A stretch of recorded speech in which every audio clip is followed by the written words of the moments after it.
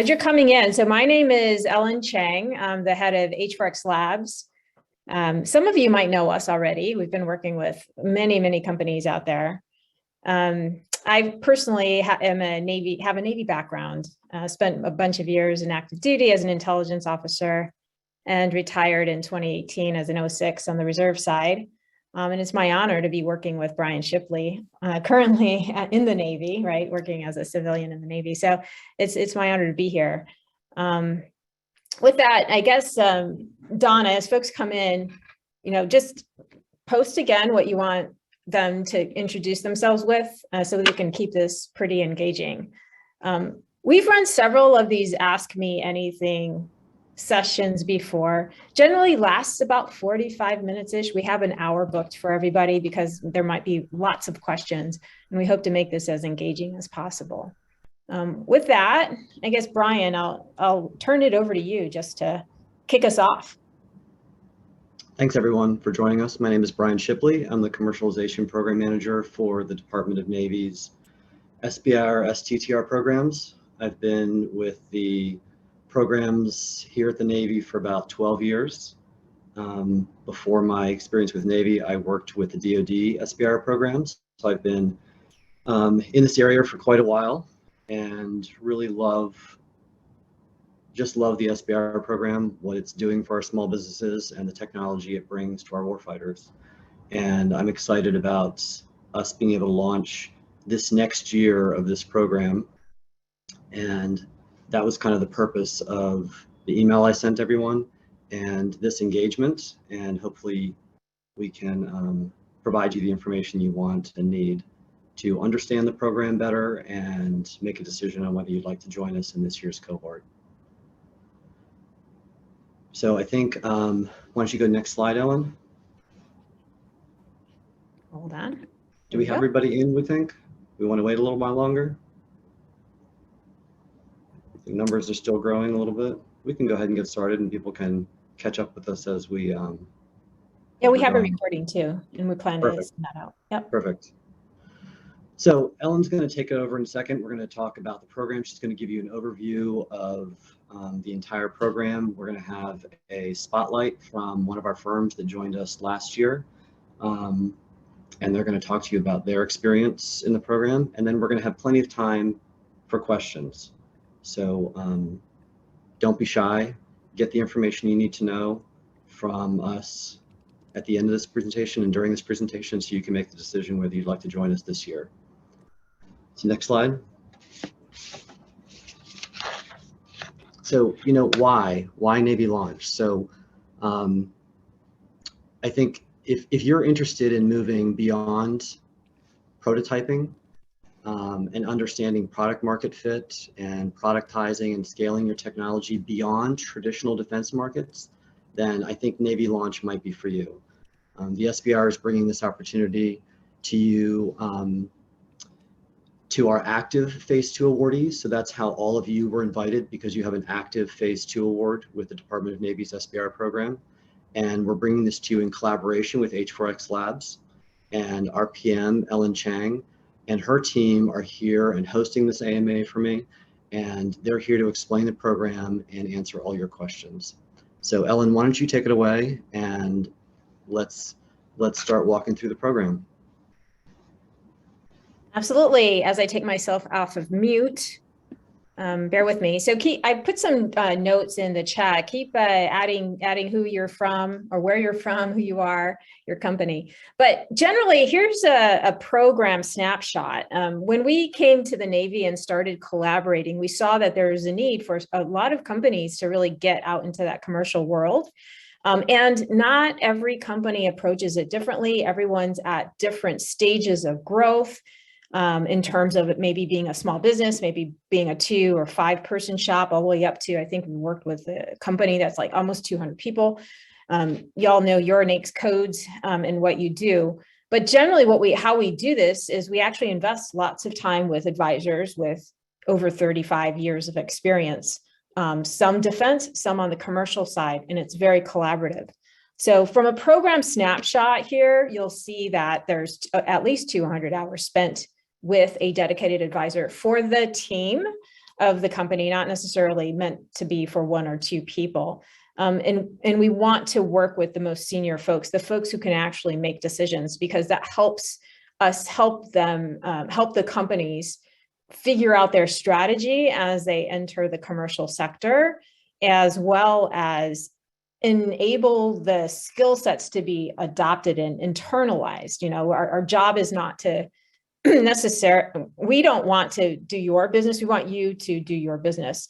And the reason I pause and say that is we've been asked to do the business development. I'm like, that's good for short term. It's not good for long term.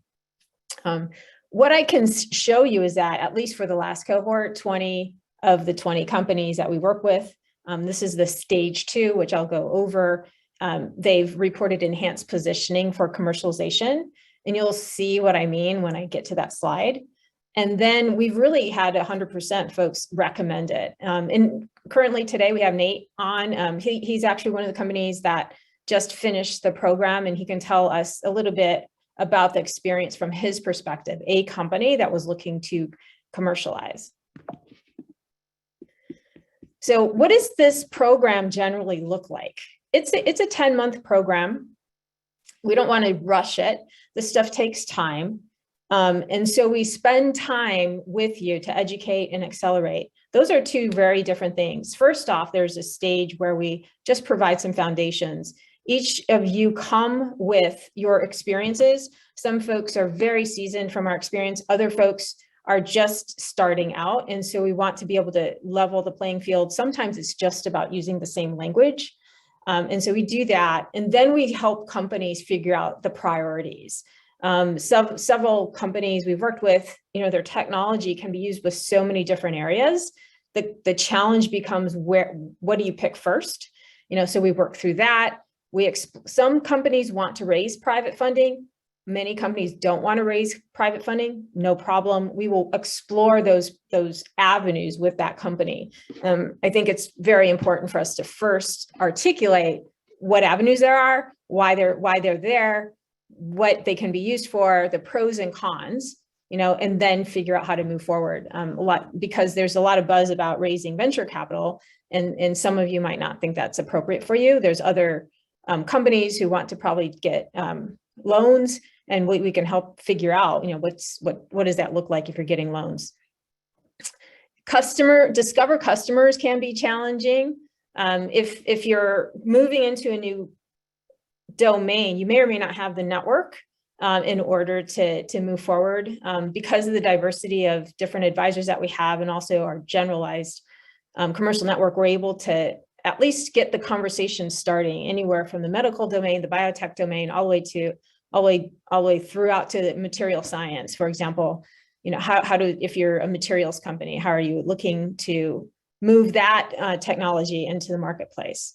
But suffice it to say, at the end, we want you to walk away with a core strategy. And generally speaking, if you look at the picture on the right, you'll see the different aspects, different topic areas that we go through. And it's fairly comprehensive. Ultimately, I'm wanting to leave you with knowledge around these general areas that are business oriented, but also resources and how to take yourself further.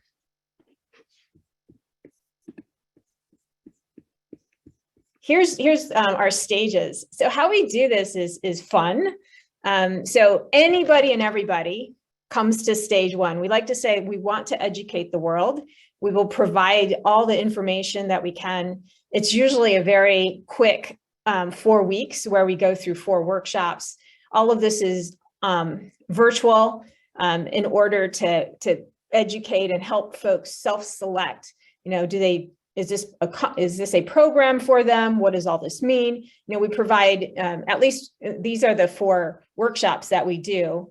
And then we also work with you to, at least in my own personal experience, work with several companies in between these workshops, like helping them dig a little bit deeper in terms of the specific areas they're interested in. This helps us understand like who's could be in the cohort that would last about 6 months. The stage 2 side, where we do bespoke advisory. or very specific, where we have bi-weekly strategy sessions. And we actually have a fairly fleshed out, I would call, commercialization plan. There's lots of assignments. In this last cohort, some companies in a very disciplined fashion went through a commercialization plan, updating it. Other folks we found were probably a little bit early to do that. They were just trying to figure out what their technology could do. And so we were took them through more of a lean startup program where they're doing lots of customer discovery, hypothesis testing. Is this the right fit in terms of the technology that they're taking to market? And then we move forward. Ongoing, there's an alumni program. I was just talking to Greg Scott from Service Robotics Technologies. He graduated a couple of years ago and is raising funding. He just recently got another government grant, but he wants private capital to supplement it. So we're working with him and introduced him. I took him to a couple of actually investor meetings so that he can actually meet investors. Generally, when it comes to investors, or like anything, it's a numbers game. And so we want to be able to provide those opportunities as much as possible. So stage one, going back to stage one, broad-based education, we have these 4 topic areas. Determining the potential of your technology might seem simple. My own experience in working with many companies that have SBIRs or have a technology core area, it's like they know the potential in one area, but they may or may not know like what it could do in biotech, or what it could do in medical devices, or what it could do maybe just in the energy sector. And so by exploring the potential and then thinking through and comparing which of those other markets that one might actually consider or want to consider, which one's it feels better, it feels more, I guess, natural to enter a market, and or some other folks decide to make a return on investment decision. Hey, this market's growing faster, we want to enter that market. Or they want to make their decision might be based on impact. And so we actually look at, okay, this technology in a certain domain might have more impact here than the other. We help folks go through that in order to, at least provide a framework in stage one. And there's 2 is building a plan for entering the commercial market. So planning is a key skill set or a key framework that one needs to consider. I often feel that companies might overplan. What do we mean by that? Use kind of secondary market research and write this huge business plan, and you might think that's going to get you into market. From our vantage point, the lean startup model, you don't know the market, you're not sure. You're going to spend a lot of time building something where there's a lot of untested assumptions. So how do we build a framework, a simple plan to help you test and enter the market? And the minute you get into the market, then you start learning, and then you start getting experience, and then you can actually pivot around and understand how to enter that market. So that's how we like to approach it. All along the way, we help you explore different business models and partnerships. Business models are important. You might think you might want to get a project under your belt. You might actually figure out how to license the technology, or you might actually figure out how to package it into a product and sell the product. Sometimes it's products and services on top of the product. There's a variety of different aspects that you think about, or one does think about, in terms of the business models. And then finally, funding a dual use company. Here, I don't mean only private capital. Oftentimes you're building something that might have utility in whatever company, other domain that we might want to enter into. And what better way to fund it is than by getting a proof of concept, the paid POC, right? How do we actually fund it? And then how do we start to think about the actual revenues and actual traction inside the marketplace? So those are some things that we go on in stage one. In stage 2, like I said, we go deep and have advisory taking place with the companies, basically companies throughout the time period. We like to say that the team together probably is going to invest about 10 hours a week if they really, really want to learn. some of this because it is an accelerator. We pack a lot. We will meet you where you're at. We will meet you at any hour that you need to be talking with us at. But you do need to invest the time. So just understand that as you consider this program. The graphic here shows the different types of products that we worked with the companies on. The experience and the learning is really the desired outcome. But what we've learned to do over the last few years is help the companies encapsulate that in something. Because what happens is that you need to go talk to somebody. You need to talk to another company in order to do a proof of concept. You may or may not need to be talking to investors. Even if you're talking to a bank, you need to somehow articulate what your business is. And we found that the most effective way to do that is to encapsulate that into some deliverable. So some folks have, you can see the numbers here in terms of out of the 20 companies that were in the last cohort, what they built. So they built a pitch deck. They built a business model canvas. They did customer discovery interviews and have all the insights from those interviews. They have marketing and sales materials, which is kind of maybe the flip side of a pitch deck. Generally, lots of these deliverables will have much of the same information packaged differently. And so we help you think about that context, the context switching as you move and articulate your value proposition to the different audiences that actually exist. And here is some of the testimonials that we have from the different companies that we worked with. I'll let you all read some of them, but I find this one, I'll just read out a couple of these. We pivoted from a Navy directed program to a digital twin commercial offering. We believe this program is a game changer to have a relevant go-to-market strategy. So what happened with them is essentially took their technology and created a platform that can go many different places or domains. The Navy funded and incepted a capability that the Navy needs.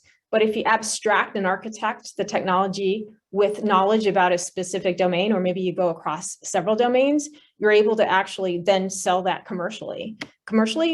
Possibly maybe software licensing, maybe not by project, right? So you're starting to look at a different business model that can help scale and bring your costs down, ideally. And that then also benefits the Navy. The one in the bottom right, it was a highly valuable program, and the timing could not have been better for us given where we are. The content and analyses we produced provided useful data in order for them to make some decisions to commercialize the technology. So these are key testimonials that we have. Generally, when we come into the program, we start off with a survey at the beginning. Who are you? What do you want to commercialize? What do you think you want to get out of the program? Some demographics, et cetera. And then we have these standardized questions. We ask that in the middle. We ask that at the end. We'll probably ask that, 6 months after you graduate. The reason we do that is to start to baseline so that we can consistently help advance the overall group as a whole. And so that's where we're getting some of the input.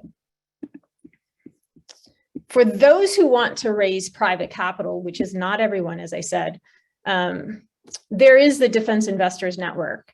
So over time, I guess since the defense innovation world started to come to being back in 2016, I would say, generally speaking, increasingly there have been some investors that cared about investing in technology companies from a venture perspective. I'll point out Lockheed Martin. Lockheed Martin Ventures was one of the first one. Chris Moran was hired out of Applied Materials. Chris Moran is the senior VP in charge of Lockheed Martin Ventures. And so he started in 2016 and came up with an investment thesis and is actively, investing in companies. And I bring that up because you'll over time, for those of you new to private capital, will see that there are several different companies that you're already familiar with that also have venture arms that are helping forward and pushing some of their companies that they work with commercially, because they also believe in the kind of what I mentioned before, commercially focused, mission aware, Like, how do we get these dual use companies, technologies out into the commercial world to bring the cost down and then benefit the Navy? There's over 100 investors, defense investors in this network. This is not a formal network. It's not a membership driven thing or anything. It's just, investors don't coordinate that way, but we do have access to them in order to help access capital. What we do though, is as you build your business case and move into the marketplace, we'll help you assess when the right time to raise is. You know, some of you might have been paying attention to the activities or maybe the investment climate of late, and it's not great right now. There was, in March of 2022, the public markets came down, then inflation hit, et cetera, et cetera. These all impact the public market. The public markets impact the private markets. And so there's a kind of a cascading effect. And so even just the timing of when to go out and actually raise capital is something that we help you all make a decision about. This is our team, our core team. You'll see that we have a fairly diverse team. We put Steve Blank, and those of you who know the Lean Startup there, he's actually a very active advisor with our company. Him and Pete Newell came up with essentially maybe more mission-oriented Lean Startup model. And that's what we apply here at BMNT. And then there's me in the middle, and then we have Donna, who's also online, and Roxana, program manager. And then on the bottom, some of the advisors that are with us. So before I go into next steps, I want to pause. You know, I'm looking at questions. I mean, no one's in the Q&A, so maybe if you guys have questions, feel free to drop them in the Q&A area. But in the meantime, maybe Nate, would you pop up on video and maybe help us explain and tell us about your experience with us? Sure. Yeah. Can you guys see and hear me? I can hear you. I can see you. I can hear you. Awesome. I like your bright blue shirt. Yeah. So I'm Nathan Greiner with Design Mill Inc. We're a small business out of Dubuque, Iowa, focused on, well, we have been focused on developing capabilities for the Navy. We built a shipboard dimensional analysis tool that allows us to load and unload ships, right?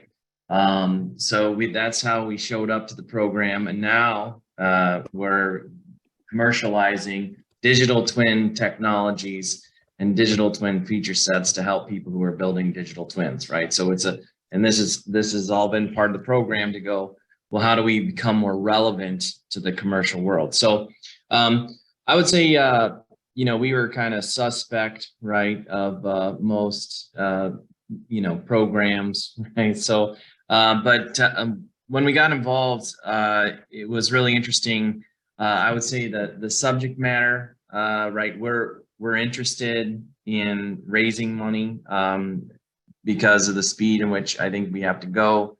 I would say the credentials and the depth of the advisors, you know, we had access to people who had, you know, hey, I'm on my fourth company and I grew this one to, you know, X million and sold it, right? So I think that was really of interest to us. We had a good advisor, but as we went through the program, I think the biggest revelation was, you know, oh, well, we know what we do, right? We know how to articulate that to the market. And we really didn't, right? It's like, well, we've been doing Navy stuff. And it's like, when you go to the commercial world, and so we went out and talked to several commercial companies and got feedback. And so you really have to focus on your, you know, unique value proposition and say what you do for the customer or how you're going to help the customer. And again, it seems simple, but man, we spent all kinds of time figuring that out. So, and that was beat into our head as we had these, you know, weekly or biweekly advisor meetings. And so ultimately we were able to build a pitch deck that took us from, you know, hey, we do cool stuff for the Navy, to how are we going to articulate this to the commercial world. So really, I would recommend the program. I do have a few questions, Nate, as you're talking. Sure. You mentioned that you came into the program thinking you thought that you had to raise private capital in order to, I guess, go fast enough. What do you mean by that?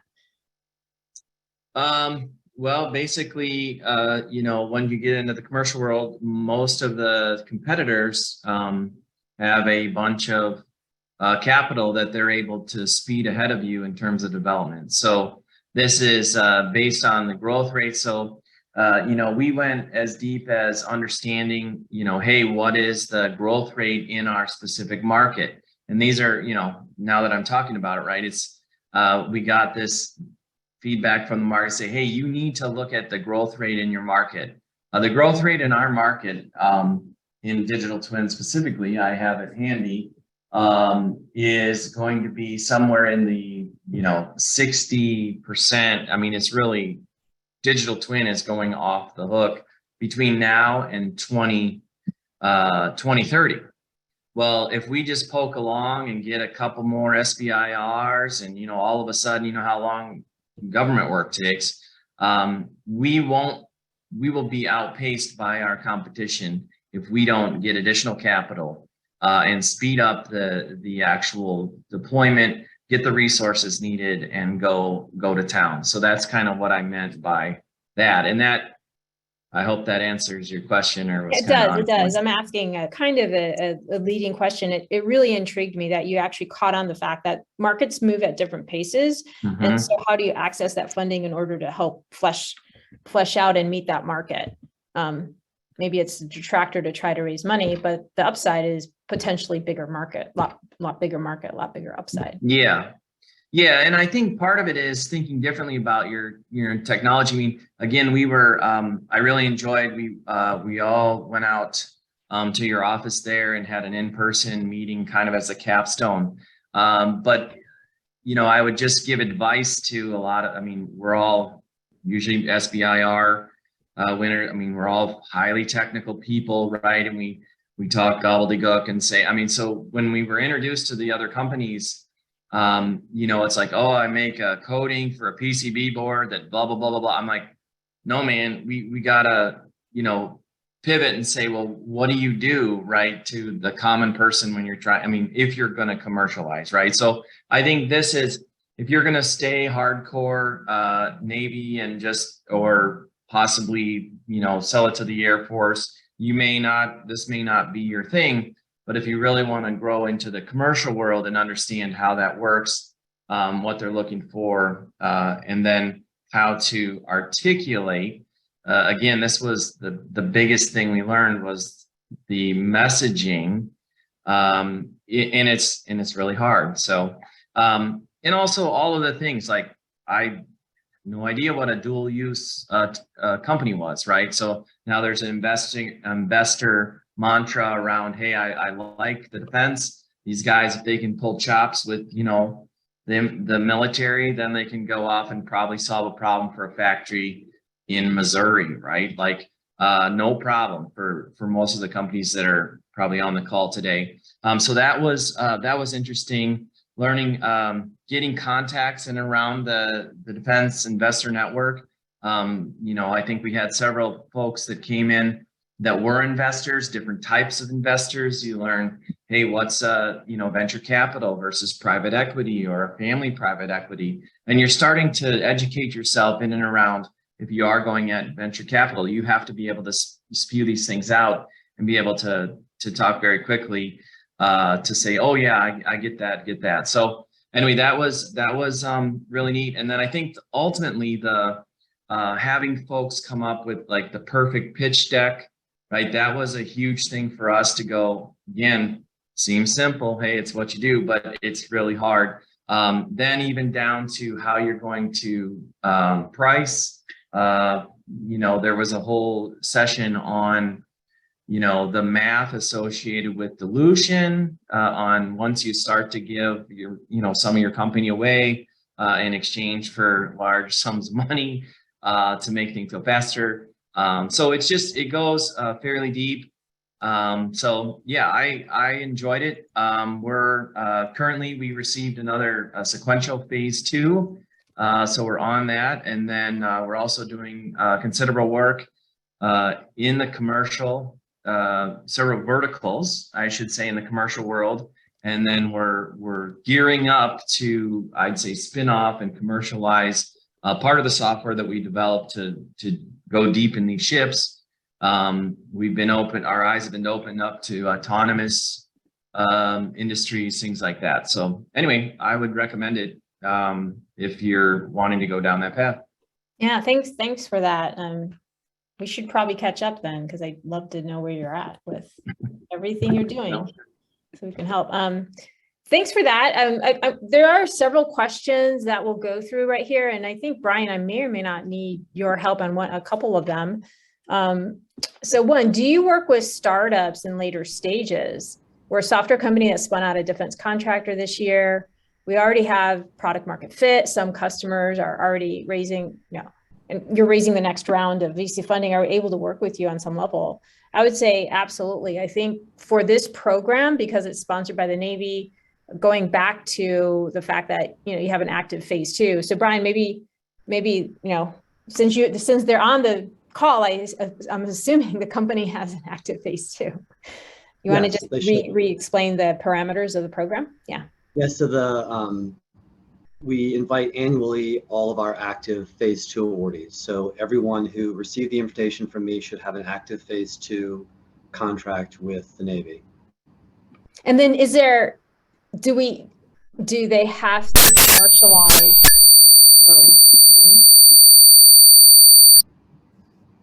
Do they have to commercialize what they're doing for the Navy, the phase 2? So I think we've developed this program, and with what Ellen's doing and what your team is doing, I think we want to help you as a company as a whole, and we want to offer you that opportunity because you have a Navy award. Of course, I would like to see you work toward commercializing what you're doing for the Navy, but I also understand that you may have other product lines in your company possibly related to what you're doing for the Navy. So I think there's opportunity to grow your understanding across those product lines. And I don't think I'm going to be completely, limiting on it's just that product. I think we want to help you grow and expand as a company. And we're hoping that the knowledge that you get from this program can be used to do that with the Navy award that brought you here. But if it's just helping you holistically, I'm fine with that as well. Thank you. So maybe I can also say how we work with companies is, as you come in, you have an active phase 2. We don't just say, hey, this is the phase 2 you're working on, and that's what you're going to commercialize. I think the more holistic approach is to better understand what you're trying to accomplish with the company. And then we'll design the program around maybe moving forward, like you're commercializing the Navy program, Navy technology, but generally y'all who are founded companies, you're not, your technology range isn't like A to Z, right? It's probably in a specific area. So how does the portfolio of technologies actually, how does the portfolio of technologies commercialize? That's kind of how we would work with you on. Separately, is there a cost associated with this program? So there's no cost directly to the company, is that correct? Correct, no cost at all. Our program office, the Navy SBIR program office, is paying for this service and inviting you to participate. So there's no cost to the companies. Okay. Interested in insight on licensing options when the government has SBIR data rights. Is this a potential outcome of Navy launch? I think how we approach licensing is first explore licensing, what that is and what's involved with it. Once we understand that, or you might understand that it's a good strategy, then we can start to go into the details to understand where the data rights may or may not apply, or how they would may or may not restrict. My understanding is it shouldn't restrict. We we definitely want to set you up for success, especially with licensing. A lot of folks think licensing is, hey, I have a patent over here, or I have a licensing agreement, boom, we're done. It's not quite as simple. What happens is that whoever you like, number one, you have to find the right licensor. Who is that? We don't know. Like, which is the best, you're going to want a choice of licensors, number one. Number two, the minute the licensor licenses your stuff, they know nothing about your technology, even though they're deeply knowledgeable about the technical domain. So there's actually work to be done in order to facilitate and support the licensor that you need to think about if you want to actually see those revenues at some point in the near future. So these are the hard things that we've learned over time. It's not, and that's what we take companies through if we're thinking about that licensing. If you're looking to commercialize through licensing. Another question we have is, we have a technology that would benefit other companies in the program. Do you provide introductions for people with complementary solutions? We can, once we start to understand the other companies. This is just part of customer discovery. So in order to understand how your technology may or may not apply to a specific use case, we encourage companies to do some conversations. Don't go sell. Just go ask about the problem. What are the general problem areas? And then can you think about a way that your technology can solve those problems? I can say a natural outcome of the program, because we do have some in-person events. We'll probably do one at the beginning of the stage 2 and at the end of the stage 2. Those are all optional. You don't have to fly around the country to join them, but we do provide the option to come. Is that fosters a natural networking opportunities. And so that's another way. Sometimes it's facilitated, I guess, and is really what I'm trying to say. And other times it comes naturally. Let me read this other one. Some DoD contracts can have restrictions on sharing of information, even for non-ITAR technologies. How does a small business balance sharing information with investors and potential customers while accepting government contracts? Or how does a small business seek permission to share results of Navy-funded R&D with investors and customers? So Brian, I'm going to push that to you if you don't mind for an initial answer, because you're from the Navy. We have had several companies think that they can't tell anybody else about their technology. And I think coming from you, you might be able to maybe manage expectations. I was afraid you were going to throw that to me. That's a tough one. I think there are fine lines there that the companies can work with their SBIR program managers and their technical points of contact to get a better understanding of what they can and can't share. But ultimately, what you're doing as a firm, I feel you can share, like your innovation. What we may not want you to share is how you're applying it to maybe hypersonics, because the hypersonics people are going to be sensitive to what you're sharing about that capability. But we can work with you to understand and come to a common place where you can understand what you can talk about. I'm positive that we can do that. Yeah, and I have to agree. I think I've worked with companies where, like, you might not even be able to tell us what you're doing, but can we get a general understanding of your technology in order to help you think about how to articulate it, right? Like, I think a lot of technologists feel that they have to provide the technical details in order to market their technology. You don't. The bottom line is you got to understand the problem you're solving and how is your technology enabling and adding value there. That doesn't involve technology discussions necessarily. At some point, maybe there's some due diligence that happens, and there's probably NDAs that have to get signed, depending on how far along you are. And that then, you'll have to cross the bridge when that happens. But generally, I feel people need to learn how to articulate their, what your company is, what your vision is, how to tell your story, which isn't only the company about the story, but about you and why do you have this company and what are you trying to do with it. And that then helps propel you forward. And I have a couple of our SBIR program managers on this in this webinar as well. So if any of them feel like they want to drop some information in chat, general information to support what we're saying, I'd appreciate that, because they deal with this question all the time. Okay, yeah. So thank you for that. So maybe there's some information in chat coming out. Here's a question. I heard you say that we're focused on working with the decision makers. You're a SME with influence in the company.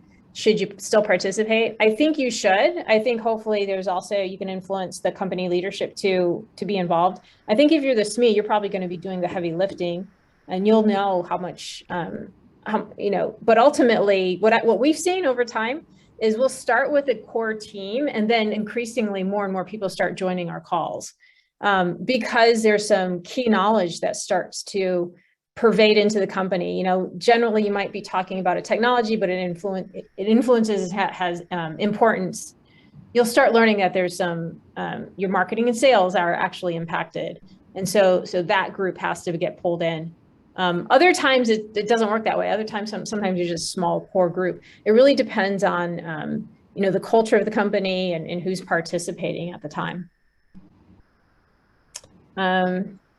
With heating up competition in other countries such as China, is the DoD interested in encouraging and funding dual-use technologies versus funding captive defense-only technologies? I guess maybe given that this is a program that is taking defense-funded technologies into the commercial world, I would say yes. But maybe Brian, you can also answer that question. No, I would agree completely. I think that this is an important part of this program, taking what we're doing and developing in the Navy SBIR program, specifically for Navy customers, and helping them understand commercial markets and taking to the commercial market. So absolutely. Thank you. And one last question here, and feel free to add more if you guys have any. Do you share a list of participants in your program, those who are willing to be listed?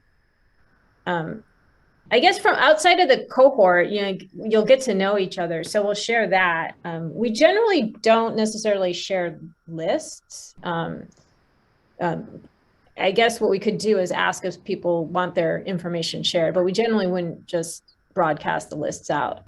I don't know, Brian, if you wanted to talk about that too. I think. No, I agree. I think that, in your webinars and your sessions, they're very interactive, and, much like this, and then you create an environment where people are not only learning, but sharing and learning from the experiences of the others. So by that nature, in the stage one process, you're going to learn from each other and know who you are. And I'm sure there's connections that happen there, but certainly in stage two, the last part of the program, I think that that group gets to know themselves, get to know each other really well, because it's a much smaller group. Yeah. I think ultimately what will happen is if people want to share their information, we can ask, and everybody who wants to share their information will share the information. Right. And everyone who doesn't, we won't. But we create sufficient opportunities for companies to get to know each other. And thanks for popping up a couple of other good questions here. But can multiple projects be supported per 10-month cycle? So I would think about it this way. You do have some active Navy phase 2, and maybe that's how you start the program out. But again, we're going to step back and look at what is your company about? What are the technologies you're looking to commercialize? And then how do we think about it holistically in order to make you successful? So at some point, probably some other projects get stuffed in that general category. One could say, right, if they're relevant, if they're building on top of each other, that probably something to do, because what we're really trying to work with you guys on is you're becoming a product-based company, generally speaking. And that means not one sliver of a technology. I guess, Brian, if you wanted to provide your input here too. No, I agree completely. I think it's kind of what I said before. I think we're going to start with understanding who you are and where you want to go, and look at you holistically. But the Navy project got you here. And to the extent that that's a part of a bigger picture, that Navy project will likely benefit from what we're doing here. So we don't have to focus on that specific project. We can take a more holistic approach in developing an overall strategy for you that I'm sure will benefit what you're doing for the Navy. Yeah, thank you for that. And here's a final one. Oh, one more popped in. Can this and the STP program be pursued in parallel? So they can, but I don't recommend it. I think you need to devote your time to each.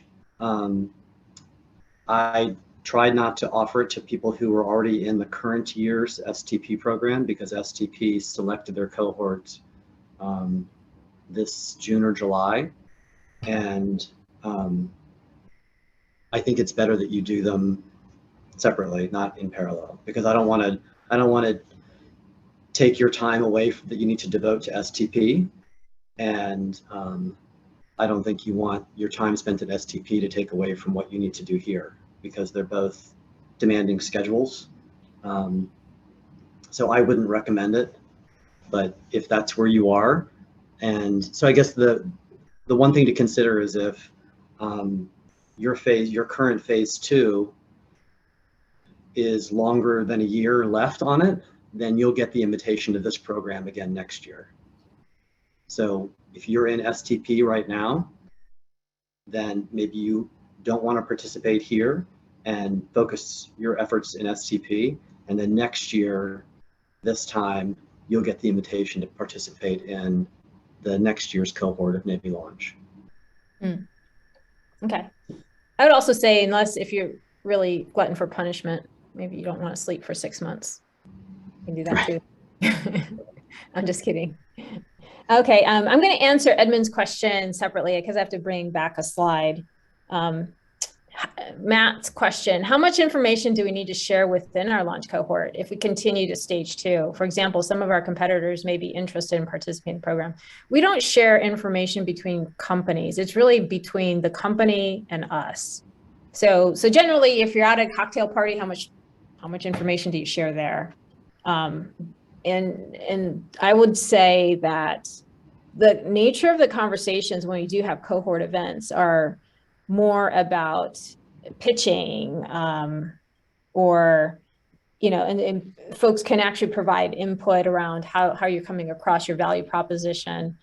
It shouldn't get into proprietary nature things. In fact, when we work with folks on pitch decks, like Nate was talking about that earlier, you know, your pitch deck should be shared widely. You don't put confidential, company proprietary. I mean, that's not going to work. You need to figure out how to tell your story without all of those restrictions. Generally, you know, if you're a company, your idea is great, but it doesn't, like, scaling a company, it doesn't matter just on the idea. It matters on how you actually execute. So there's a whole bunch of other factors that make companies successful that we hope to be able to help you with. I would say that if in a cohort on stage 2, there's 20 participants, 20 companies.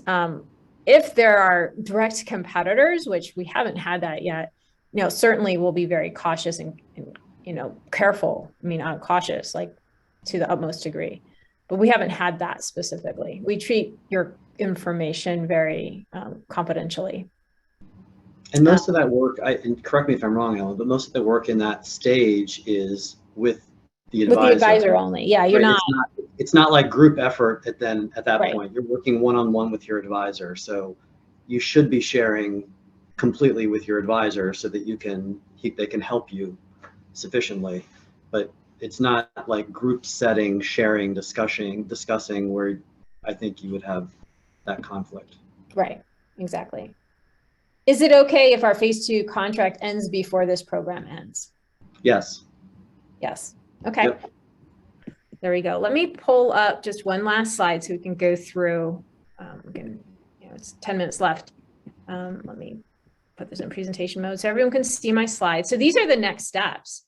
I mean, we're at this point where we wanted to provide you information now so you can start thinking about it. And then there's going to be an official announcement of the program in late October, early November, saying, hey, come to this program. At that point in time, I'll tell you specifically when stage 1 starts, when stage 2 starts, what are the nature, who's talking, who's who in the zoo. But generally, maybe Brian, you want to talk about like what the experience is from your perspective, like how will they hear about the program officially? So I think we'll do it as I just did with all these invitations, is I will draft an announcement that talks about what the schedule is going to be for the first stage and provide registration link for the firms to go to register for that.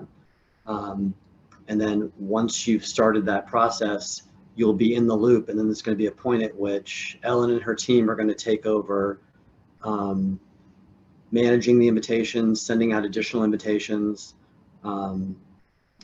and engaging you then in stage 2. So there's a point at which I'm going to step aside once we get started or once they get started, and Ellen and her team will then be engaging with you on a regular basis. So that H4X Labs email that I copied on all the invitations I sent out, please make sure that you,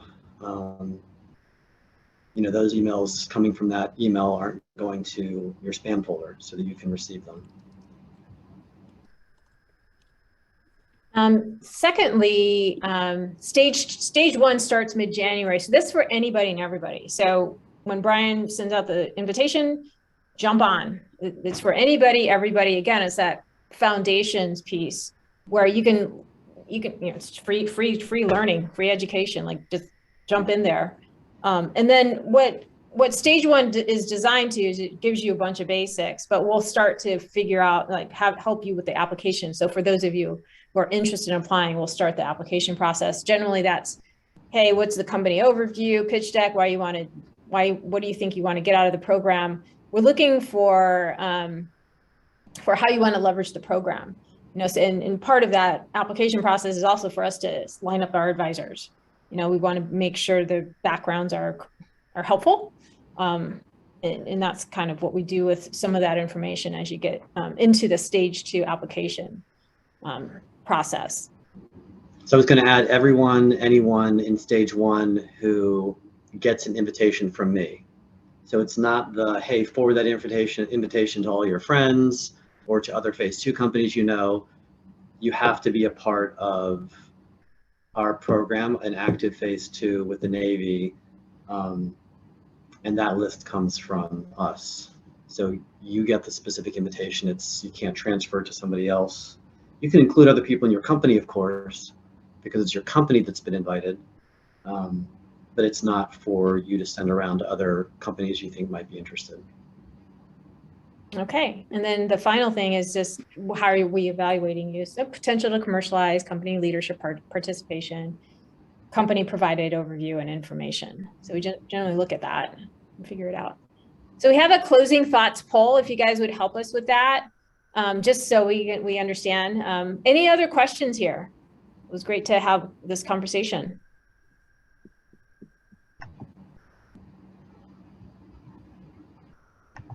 I think no. I think with that, maybe we'll close the poll in a bit. And Brian, any parting? Thank you. Thank you, Ellen and team for being here. Thank you for this presentation. Thank you for all the firms who are online that chose to join us. I really hope that we've given you the right amount of information. If not, reach back out to either me or even better, the H4X Labs email that was copied on the invitation. Yeah. Just start to have that discussion with them to figure out whether this program is right for you. Yeah, they just put it in chat. So I put my personal one. I'm going to get a bunch of spam. So you guys, spam me. And it's, a lot of times people don't want to ask questions in public. I get it. But feel free to contact me and we'll answer any questions that you have. We really want to, knock this out of the park as a collective effort. I think there's lots of opportunities here. There's so much eye-watering technology that, the Navy's invested in, that you guys have been working hard on. And I think we want to help the world actually access it, use it, leverage it. So that's really us. Well, with that, we will provide the recording. We will send that back out, even for folks who were registered but couldn't attend. I know sometimes the timing doesn't work, so we're going to be sending all of this out for folks so that they can review it. All right. Thanks everyone. Really great to meet everyone. Talk to you soon. Bye-bye.